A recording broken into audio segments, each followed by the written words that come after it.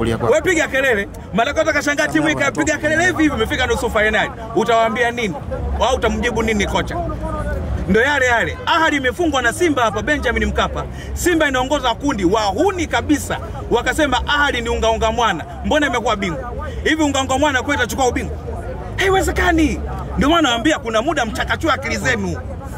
Lazima mkae mfikirie. Hivi kweli Ahadi unga mwana kwa sababu imefungwa na Simba goli moja hapa? Na Simba imeongoza kundi. Sio kweli. Kila timu ina target yake na ndio maana ni rahisi sana kuwafanyia chochote Ahadi hatua ya makundi. Lakini wakiingia mtoano lazima wakushone. Kwa nini? Wanajua utofauti wa hatua za awali na utofauti wa mtoano. Mbinu zinatofautiana. Assalamu alaikum. Kwenye swala la jezi, tumeona Yanga wameleta mdhamini mpya, lakini ambaye anaitwa Nia. Watu wanalalamika na baadhi ya mashabiki wanasema hawajaona contract yoyote ambayo Yanga wameingia na huyu mdhamini mpya. Kwa wewe kama mchambuzi unalitazama vipi? Yanga wamemtangaza Nia kama mdhamini, mtengenezaji wa jezi. Wamesema popote. Sasa pala amekaa kama nani? Ado na kuoji wewe. Je, wamesema popote?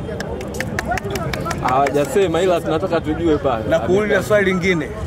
Yuko Jibusti mgongoni. Kuna mtu kapiga kelele? Haya, na kuna swali lingine. Amekuja Wizmo, mnaelewa? Manake moja kati ya kampuni ambayo litangazwa ilikuwa ni haya. Katika michuano ya kombe la shirikisho waliweka bilioni 3, si ndio? Waliwaambia. Sasa je, chanzo cha Yanga Africans, maana mimi siko ndani ya Yanga. Mako na nioje kutafuta content, maana kuoje wewe mwandishi. Je, Yanga Africans wametangaza Nia ndiye mdhamini? Assalamu alaikum. Mungu akubariki. Vipi tena? Samini. Okay. Leteni maswali. Yaani ondokeni kwenye wale ambao wanatendesha vitu vya kipumbavu. Nyie leteni maswali hapa. Ni mwandishi ambaye nimekamilika na nina ithibati. Leteni maswali yenu na wajibu mimi. Kwa namna ambavyo Yanga wao wanavyocheza na umetuambia falsafa anakuwa nayo mwalimu. Kwa unavyotazama huyu mwalimu ana falsafa gani na hiyo falsafa yake inaweza kuifikisha Yanga kwenye nchi ya ahadi? Nachoweza kusema ni kwamba haya ni mashindano ambayo mfano kama katika ligi yetu tunafahamu sote ligi yetu ni mwili wa bouncer. Ni rahisi kusema Simba bingwa au Yanga bingwa. Lakini tofauti na mashindano ya ligi ya mabingwa barani Afrika. Kwa the way ambavyo ninavyotazama katika mashindano haya ya kimataifa hata ndani pia naona kabisa kwamba ni ngumu kuona Yanga Africans kushika nafasi ya pili kwa sasa. Kwa mimi ninavyotazama. Lakini kwa the way falsafa ya kocha ni kwamba anapenda timu yake ikipokwa mpira iwe na uharaka zaidi wa kuweza kunyang'anya.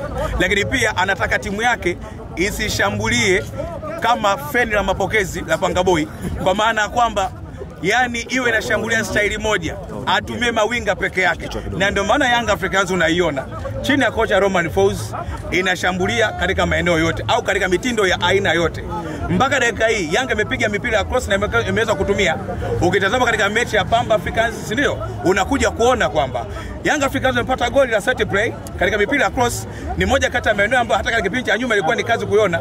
Unakuja kuona katika mechi ya leo ni maelekezo ya coach tuhakikishe kama wanakwenda kutumia nini mipira ya cross. Aziza Ndabula anakwenda kuingia kambani, si ndio? Kwa unakuja kuona ni kocha ambaye anataka timu yake isimpe muda sana opponent, na ni kitu ambacho nakiona kinakwenda katika implementation, kwa maana kwamba opponent asiwe na muda mrefu sana kuweza kumiliki mpira, kwa sababu inakuwa ni hatari kubwa zaidi yake. Ndicho ambacho ninachokiona mimi, kutawala katika maeneo yote.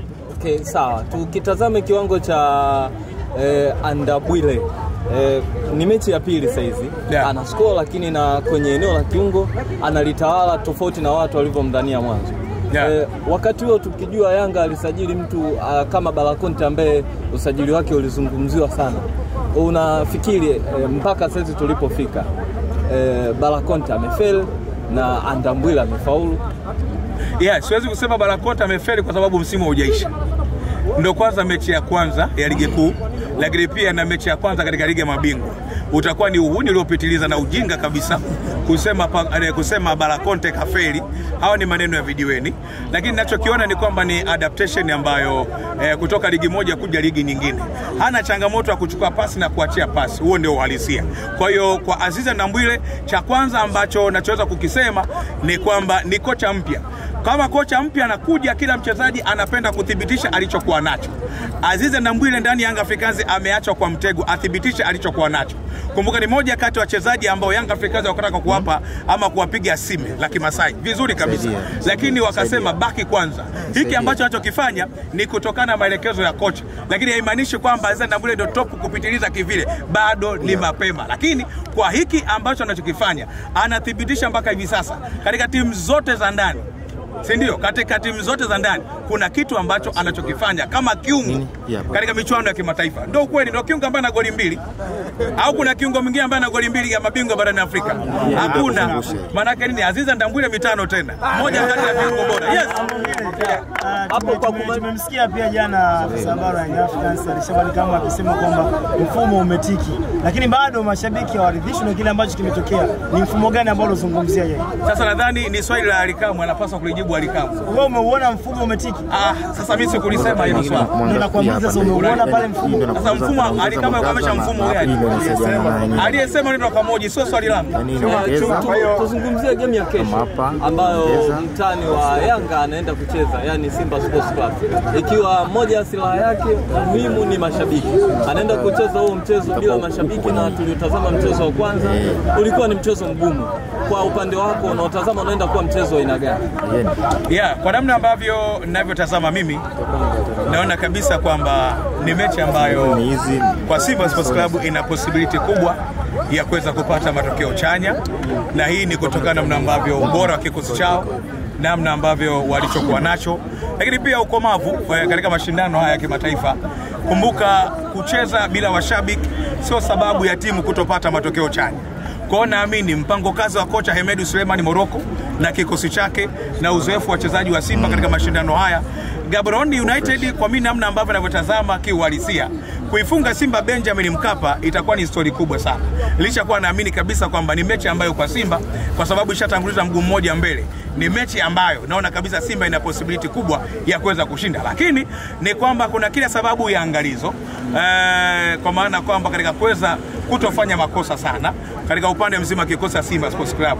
Ukitazama katika mechi iliyopita, licha ya Simba waliweza kupata on target moja ya kuweza kuitumia, lakini bado walikuwa na makosa mengi ya kuwafanya Gaborone United kuweza kuwafikia katika lango lao. Kwa hiyo kupunguza makosa kama wakiwa nako Simba wanaweza kupata matokeo chanya zaidi, lakini ninaona kabisa katika hatua hizi za awali ni mapema kusema Simba kwenda kuondoshwa hapa. Yako mengi sana ambayo Simba wanayafanya kwa kwamba kudhibitisha ubora wao ili kuweza kushinda katika mechi hiyo. Sawa, kuna tetesi za ujio wa kocha Gamondi hapo maeneo ya Msimbazi. Kwa haraka unavyotazama, Gamondi anaweza kuwa kocha sahihi kwenda kuitumikia Simba? Siwezi kusema sio kocha sahihi kwa sababu ni kocha mkubwa ambaye amethibitisha ubora wake.